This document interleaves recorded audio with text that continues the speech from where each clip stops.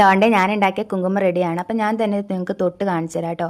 ഈ ശരിക്കും ഒരു പൊടി പോലെ തൊടുമ്പോൾ നമുക്ക് ഇതിങ്ങനെ ഇരിക്കും കേട്ടോ. ശരിക്കും നമ്മുടെ കുങ്കുമത്തിൻ്റെ ആ ഒരു റെഡ് കളർ വന്നിട്ടില്ല കേട്ടോ. ഇത് ശരിക്കും ഒരു ബ്രൗൺ കളറാണ്. ചിലപ്പോൾ ഇത് ചേർക്കുമ്പോൾ, അതായത് നമ്മൾ ചുണ്ണാമ്പും നാരങ്ങ മാത്രമായിട്ട് ചേർക്കുമ്പോൾ ചിലപ്പോൾ ഈ കളറായിരിക്കും വരുന്നത് കേട്ടോ. അപ്പം എന്തായാലും ആ കളർ വന്നിട്ടുണ്ട്.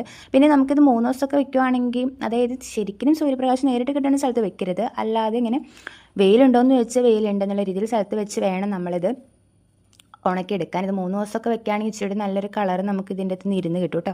നമുക്ക് പിന്നെ ഇങ്ങനെ പൊടിയായിട്ട് യൂസ് ചെയ്യാൻ താല്പര്യമില്ലാത്തവർക്കാണെങ്കിൽ കുറച്ച് അലോവേര ജെല്ലോ അല്ലെങ്കിൽ റോസ് വാട്ടറോ അല്ലെങ്കിൽ കുറച്ച് വെള്ളത്തിലോ ചാലിച്ച് നമുക്ക് തൊടാട്ടോ. അതാകുമ്പോൾ പെട്ടെന്ന് ഇങ്ങനെ പൊടി പോലെ വീഴില്ല, അതവിടെ തന്നെ ഇങ്ങനെ ഇരുന്നോളും. നമുക്ക് കെമിക്കലൊന്നും ഇല്ലാതെ നമുക്ക് നല്ല കുങ്കുമം തൊടണമെങ്കിൽ നമ്മൾ വീട്ടിലുണ്ടാക്കിയെടുക്കണം കേട്ടോ. അതിന് പൊടിക്കൈകൾ ഒരുപാടുണ്ട്. അതുപോലെ നമ്മൾ പൊടിക്കൈ ഉപയോഗിക്കുന്ന രീതി അനുസരിച്ചിരിക്കും അതിൻ്റെ കളറും. ഈ കുങ്കുമപ്പൊടി തന്നെ നമുക്ക് റെഡ് കുറിയായിട്ടും തൊടാം കേട്ടോ. ചിലവർക്ക് മുടിയൊക്കെ ഫ്രണ്ടിൽ നിന്ന് പോണത് ഒരുപാട് കുങ്കുമം പുറത്തുനിന്ന് നമ്മൾ മേടിക്കുന്ന കുങ്കുമം യൂസ് ചെയ്യുമ്പോൾ പോണതാണ്. അതൊന്നും ഇല്ലാതിരിക്കാൻ നമ്മൾ വീട്ടിൽ തന്നെ ഉണ്ടാക്കുന്ന പൊടിയായിരിക്കും നല്ലത്.